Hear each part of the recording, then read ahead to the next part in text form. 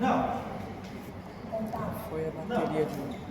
Agora tanto gravando. Vírus herpes, vírus humano bateria tipo do celular. 6 e 7. Vamos indo nos vírus herpes. Falta ainda o 8 e falta o 1 e o 1 e o 2 ainda para vocês. Eles já viram o 1. Certo? Nesse caso aqui, o vírus herpes humano, tipo 6 e 7, o mais importante aqui pra gente é o 6, certo? Ele causa uma patologia muito famosa, conhecida como roseola infantil. Não sei se já escutaram falar dessa patologia, ou também conhecido como exantema súbito. Então, ele acaba sendo uma patologia importante para a gente, importante porque acaba sendo comum, nesse caso, acaba sendo comum, certo? Então, nesse caso aqui, quando a gente fala dessa patologia em particular, a gente fala que ele vem causando o que a gente fala o quê? Exantema súbito. Exantema súbito, certo? E a distribuição ela é o quê? Mundial. E acontece o quê? Normalmente, esse exantema súbito, ele acontece na infância. E em alguns quadros, normalmente, a criança tende a desenvolver de forma o quê? Benigna. O quadro ele acaba sendo o quê? Benigno. Só que em alguns casos, pode acontecer o quê? Complicações neurológicas e principalmente em pacientes que são o quê? Imunocomprometidos. O vírus da herpes do tipo 6 e 7, a gente vai dividir ele em dois. A gente vai falar um pouquinho diretamente do 6 e um pouquinho do 7. O pior aqui pra gente é diretamente o quê? O tipo 6. O tipo 6 ele se divide em dois por azar de vocês ainda. 6A, 6B. Antigamente acreditava-se que ele era um vírus que infectava principalmente os linfócitos o quê? Que é o linfotrópico que infectava principalmente o quê? Linfócitos B. Não, mas agora atualmente sabe que a infecção dele é principalmente relacionada aos linfócitos T, certo? Aos linfócitos T, certo? Então, nesse caso aqui, quando a gente vem falando dele diretamente, a gente fala que ele vem mostrando um tropismo, que ele tem afinidade principalmente pelos linfócitos, que são o quê? Linfócitos T. O que foi? Eu sei disso.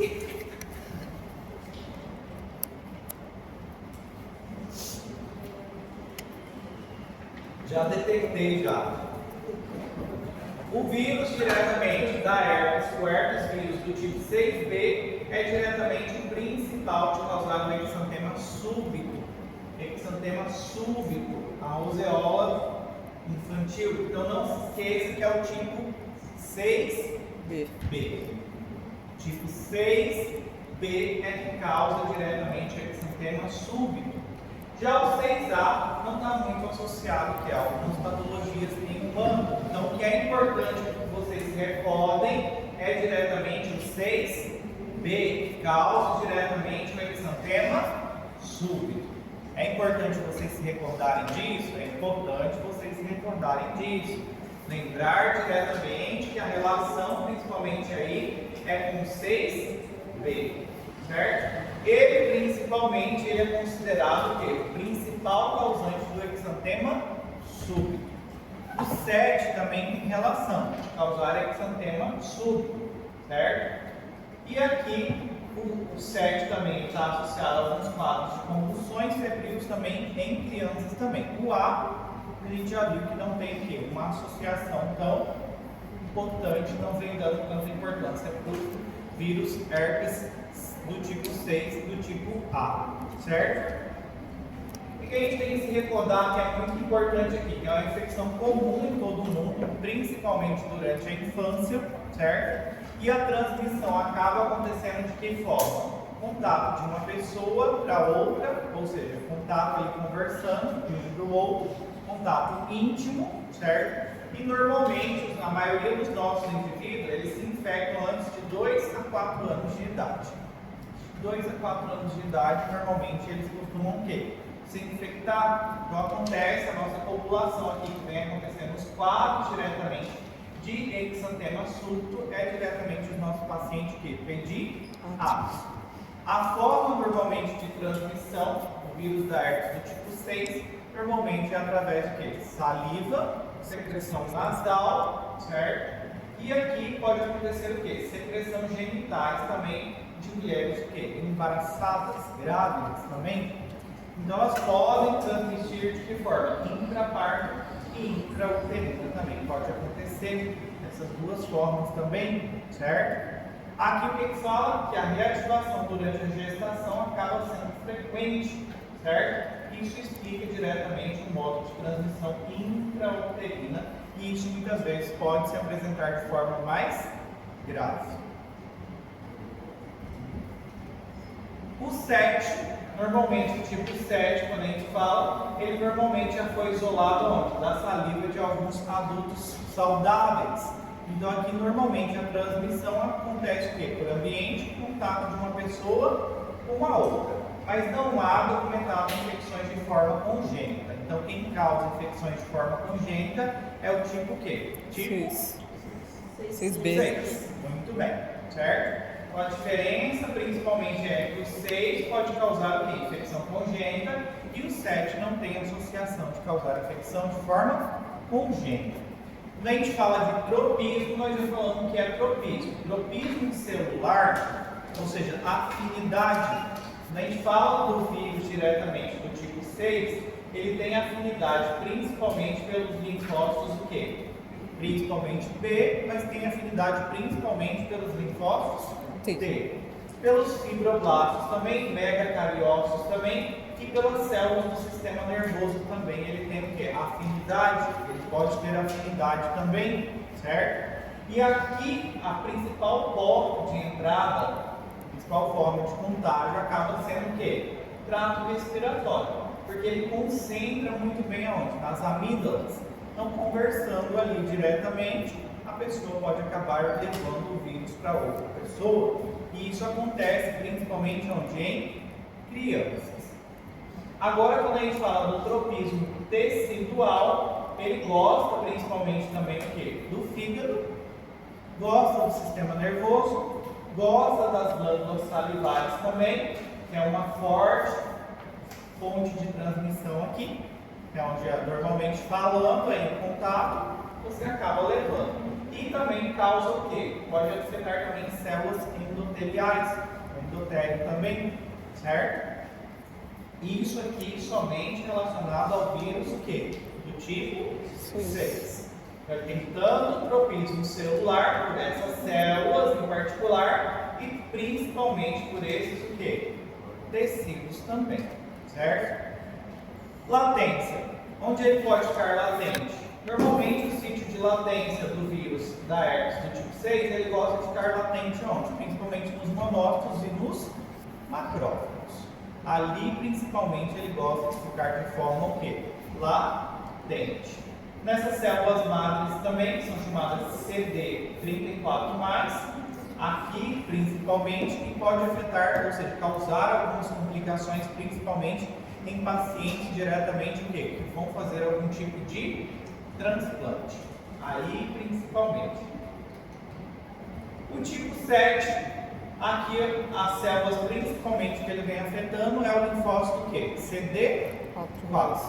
CD4 e também o quê? As células epiteliais das glândulas o quê? Salivares. Aí é onde está o problema principalmente. O tipo 7 ele tem um público que ele gosta em particular, que seria os pacientes com HIV.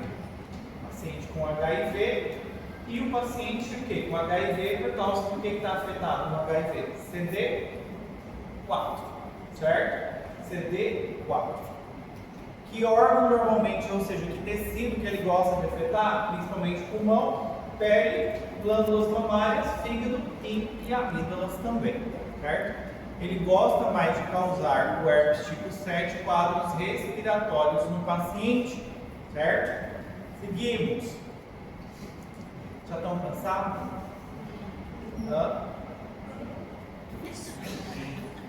Não? 5 minutos para vocês beber água. Seguimos. Certo? Então a gente precisa recordar que o vírus tipo 7 ele gosta principalmente desse tropismo, principalmente pelas glândulas salivais e pelos linfócitos CD4, certo? E aí ele gosta também de tecidos, principalmente o quê? Pulmonar, pele e glândulas mamárias principalmente, certo? Agora o que marca muito importante aqui pra gente é essa parte aqui, o famoso exantema súbito. Isso aqui sim ou sim vocês vão se deparar.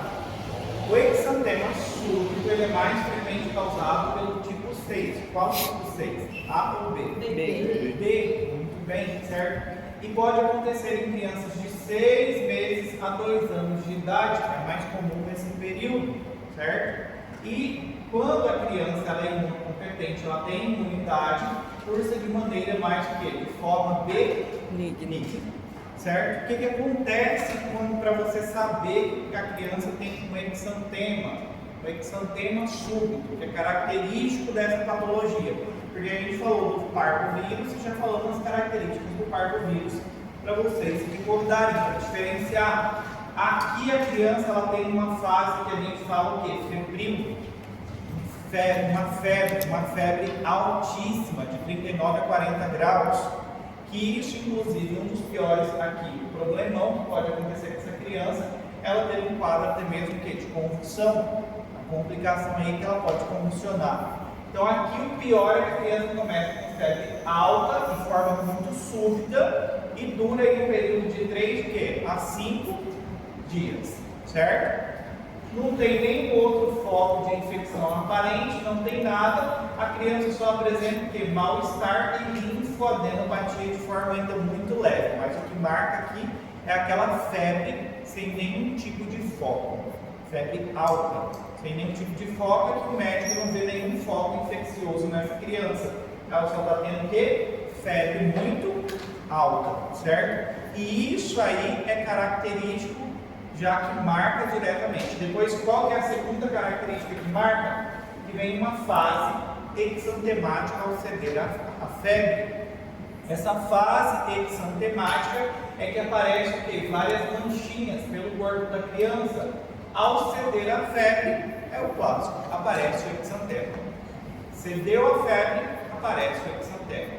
Naquele quadro em que a mãe vai contar para você que a filha teve, ou o filho, doutora, ela estava com uma febre muito alta, você não vê nenhum quadro infeccioso, nenhum quadro bacteriano, e aí ela vem por consulta com você diretamente por causa do quê? Dessas manchinhas do exantema. Aí ela chega lá e normalmente inicia onde? No tronco e na cara e vai se estendendo para onde? Para extremidades. E normalmente elas são o quê? Rosadas, leves e não coça, não vai causar coceira nenhuma. E resolve num período também o quê? De 1 a 3 dias. Mas o pulo aqui do gato, que é o diagnóstico que sim ou sim a gente precisa diferenciar, que é padrão, é febre alta sem foco seguida de exantema súbito. Febre alta sem foco seguida de exantema súbito. É altamente característico de exantema, certo? De exantema súbito. Associem o nome, exantema súbito, que a criança tem uma febre súbita, muito alta, e depois, logo em seguida, ela vai manifestar o que a gente fala o quê? O exantema, certo? Que vai começar onde? Tronco, cara e se estende para onde? Para as extremidades, mas é o quê? Totalmente uma coloração muito rosada, leve e não coça. Isso sim é importante vocês levarem para a vida de vocês, porque isso na clínica é o que vai cursar, é o que vocês precisam se recordar. E esse padrão diretamente do exantema súbito, esse padrão que ela segue aqui, é o que diferencia principalmente de outros quadros virais que a gente vai falar. Que um deles é o quê? Sarampo e rubéola. A minha intenção era dar até rubéola hoje, mas não vai dar, certo? Então, quando a criança está nesse pico aqui de febre, é o pico onde está acontecendo o quê? A viremia. A concentração de vírus está muito alta. E o exantema, normalmente, ele aparece devido ao processo imunológico. Já é uma resposta imune controlada. E aí, se acumula principalmente onde? Na pele. Então, esse é o que vocês têm que marcar principalmente. E tomar cuidado, porque a gente falou do parvovírus, já já a gente vai falar para o C do parvovírus, o que diferencia. Lembra lá do parvovírus? Ou já esqueceram? Aline, Tiffany, já esqueceu do parvovírus? Qual que era a característica aí? Pensa também tinha um exantema. E pelo jeito vai ficar para a próxima rodada. Evolução clínica. A infecção normalmente ela pode cursar de forma assintomática, mas a maioria dos casos é uma enfermidade que a gente fala o quê? Benigna e autolimitada, e o que complica normalmente aqui no exantema súbito é as convulsões que a criança pode ter de forma o quê? Febril. E aí pode complicar com encefalite, uma linfoadenite ou com hepatite diretamente, mas o que marca principalmente aqui que a criança pode ter é convulsão que febril. Eu tive uma colega que a filhinha dela teve exantema súbito.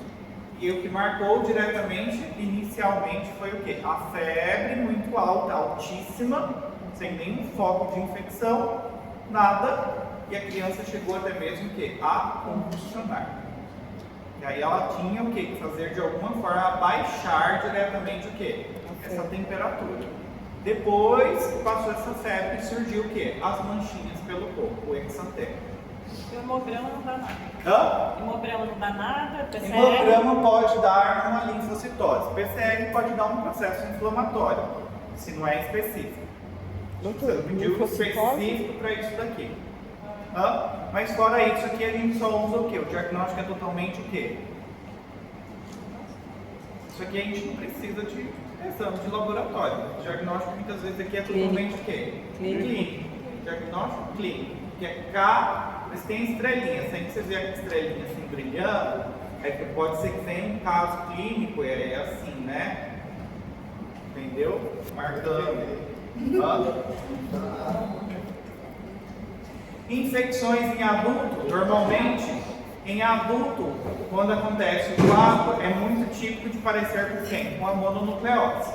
No adulto, febre, mal-estar e adenopatia, certo? Muito parecido. Só que acaba diretamente que a infecção primária, ela é o quê? É pouco comum de acontecer diretamente no adulto. Por quê? Porque a maioria já teve na infância um quadro diretamente o quê? Por exantema súbito. Então já tem o quê? Um quadro de imunidade, certo? Replicação, a reativação viral acontece principalmente em quais pacientes? Transplantados, em pacientes que são o quê? Imunocomprometidos, mas normalmente ela pode ser o quê? Totalmente assintomática. Complicações que podem surgir aí, encefalite, supressão da medula óssea, uma gastroduodenite, pode acontecer, colites, pneumonia e exantema. Aqui é muito importante a gente se recordar que a principal complicação do exantema súbito é diretamente a convulsão. A convulsão por causa da febre. Esse é o clássico. É aquela febre muito alta que a criança acaba o quê? Convulsionando. Já o vírus aqui do herpes tipo 6 em pacientes transplantados, ele está muito associado também com rejeição de transplante renal. O paciente faz transplante renal e acaba rejeitando porque ele é portador de vírus da herpes do tipo 6, certo? Também é um cofator para o HIV também, porque acaba infectando também o linfócito CD4, então aí favorece também a replicação do HIV também, certo? Só que a gente relaciona mais esse vírus aqui, é mais profunda a relação quando a gente fala diretamente do exantema súbito. É mais comum aí da gente ver o padrão dele. Incubação, aqui a gente falando, aqui o A pra gente não é importante, porque nem falei para vocês, não é comum, mas o B sim. É mais comum de acontecer em crianças aí de 6 a 12 meses, pode surgir, até 2 anos de idade é mais frequente, certo? Principalmente nessa idade, porque a mãe, o quê? Depois dos 6 a 12 meses, ela já parou de amamentar. Se ela amamenta por mais tempo, melhor ainda, então evita diretamente o quadro dessa criança chegar a ter um quadro de vírus do herpes tipo 6B. Meu Deus, é muita coisa para falar. Exantema súbito típico não requer diagnóstico de laboratório. Viram que não requer diagnóstico. O diagnóstico aqui então passa a ser totalmente o quê? Clínico. Clínico. Muito bem. Clínico. Diagnóstico é totalmente, acaba sendo clínico. Agora, se você quer solicitar para confirmar, aí você pode pedir qualquer um desses aqui. Mas o diagnóstico é totalmente clínico. PCR, pode pedir, se quiser. E se o paciente é imunocomprometido, DNA positivo, para ver se tem reativação do vírus. Só. Mas, de qualquer forma, sempre pensar que o diagnóstico aqui é clínico, certo? Tratamento tem Ganciclovir, a gente pode utilizar, é um dos mais utilizados, antiviral, que a gente pode utilizar. Fosficarnet também, Cidofovir pode ser utilizado. Já o aciclovir, ele já não responde bem aqui no tratamento. Mas o tratamento a gente tem aí com Ganciclovir, que pode ser utilizado. Não existe vacina. Tratamento cura? Hã? Tratamento cura? Não. O vírus vai continuar latente. Vai aliviar, Precisa fazer o transplante. vai abaixar a carga viral somente. Hã? Aquele cara lá O que- transplante renal? Então não tem como fazer o transplante. Quem tem? Tem, mas pode correr o risco de ter rejeição. Pode tratar medicamentoso, exatamente. O paciente que já rejeitou 3 vezes transplante renal e é isso. Infelizmente. Certo? Por que especificamente o rim, doutor? Hã? Por que especificamente o rim? O tecido, porque ele é um vírus justamente que concentra bem no tecido renal. Aí justamente aí. B6, então, somente para recordar, é o mais importante aqui, que vem causando exantema súbito. Cursa normalmente, geralmente benigno. É importante lembrar que uma das complicações principais é a convulsão febril, mas pode causar o quê? Encefalite, e é um probleminha também em pacientes transplantados e com HIV. Diagnóstico é principalmente o quê? Clínico. Clínico. Perfeito. Herpes vírus associado ao sarcoma de Kaposi. Esse já é o vírus da herpes tipo 8, certo? Os vírus da herpes tipo 8, a gente vai dar uma resumida nele para falar o que é mais importante. Ele é um pouquinho extenso também, vamos falar a parte só mais importante aqui, tá bem? Para a gente terminar. A gente sempre vai relacionar o quê? Vírus da herpes tipo 8, vocês vão relacionar com sarcoma de Kaposi. Vão relacionar com sarcoma de Kaposi, certo? Então, o vírus do tipo 8, ele é um herpes, ou seja, um herpes vírus que a gente fala que ele é oncogênico, principalmente em pacientes imunocomprometidos e em pacientes também com HIV. Esses 2 pacientes que são os que mais nos preocupam aqui diretamente, certo? Então ele está identificado e ele tem relação diretamente com o sarcoma de Kaposi, certo? O que seria o sarcoma de Kaposi? Ele é uma neoplasia que acontece a nível endotelial. Então aqui a gente vê que o nosso vírus ele tem principalmente um tropismo por vasos sanguíneos, por endotélio, certo? Então aqui a gente vê que a gente fala de um tumor que ele é angioproliferativo, altamente vascularizado e acaba causando uma infiltração inflamatória e uma proliferação do endotélio de forma anormal. E isso pode favorecer principalmente que o paciente tenha o quê? Essas manchinhas, essas lesões em pele, que é principalmente devido ao quê? Ao extravasamento de líquido, de sangue. Muito bem. Extravasamento de sangue por causa do endotélio, que afeta diretamente, certo? Só que ele tem alguns cofatores que contribuem para o paciente desenvolver o sarcoma de Kaposi. E um dos principais é o quê? HIV, certo? Esse é um dos principais. Outro é se o paciente já tem alguma variação ou alguma predisposição genética. Outro é se ele vive com infecções. Outro é o ambiente. E outro é o modo de aquisição diretamente do vírus, certo? Então, quando a gente pensa em vírus herpes do tipo 8, vocês vão pensar em sarcoma de Kaposi. E ele gosta de afetar principalmente o quê? A pele, a dermis. E a manifestação que normalmente clínica e clássica do paciente manifestar são extravasamento o quê? De sangue. Mais que a carga viral da pessoa se está detectada muito baixa, o 8 deve haver esse. Não, se for controlado, aí ele consegue sobreviver normalmente. Se a carga viral for controlada, certo? Pode afetar outros locais também, como gastrointestinal, pulmão, cavidade oral, mas o principal aqui acaba sendo o quê? A pele, certo? Afeta principalmente o endotélio, os vasos sanguíneos, e o paciente tem um extravasamento o quê? De sangue, certo? Normalmente o paciente que é imunocompetente, que a imunidade está boa, cursa o quê? A patologia cursa de forma normal, não causa nada e pode sobreviver normalmente. Agora, o paciente imunocomprometido, infelizmente, ele tem um quadro o quê? De enfermidade agressiva e de forma muito o quê? Disseminada. Disseminada é que tem afetação o quê? De outros tecidos também. Aí já é pior para o meu paciente.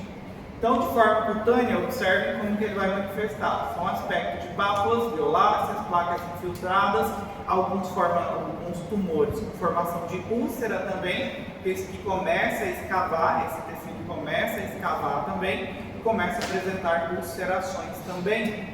E é típico essa violácea e essa proliferação vascular porque tem afetação do endotélio e o paciente acaba extravasando muito o quê? Hemácia para a pele, para o tecido. Então isso é uma das características. Pode chegar a confundir com até mesmo o quê? Algum tipo de hematoma. Mas isso é clássico, observe. Parece com um hematoma, mas é sarcoma de Kaposi, certo? Então quando a gente vê um sarcoma de Kaposi, a gente tem que pensar diretamente em vírus da herpes tipo 8, certo? Vírus da herpes tipo 8. Pode afetar outros locais? Pode, só que o local com maior frequência aí, diretamente, é a pele, certo? Depois, tem outros locais, extracutânea. E o pior aqui pra gente é quando tem afetação pulmonar. O mais grave é quando o paciente tem afetação pulmonar, ele pode ter dificuldade respiratória, tosse, e por ele extravasar diretamente e afetar os vasos sanguíneos, o paciente pode ter o quê? Hemoptise também? O que seria hemoptise? Tosse com sangue. E aí o compromisso, quando o paciente tem compromisso pulmonar, já passa a ser para a gente um fator de mau prognóstico. Isso é ruim para o paciente, certo? Tranquilos até aí? Então até aí a gente vai falar de sarcoma de Kaposi. Isso aqui vai ficar para vocês darem uma olhadinha depois. E só essa parte que a gente vai falar de sarcoma de Kaposi, certo? Agora voltamos lá no herpes, no início. Aí se vocês quiserem ir,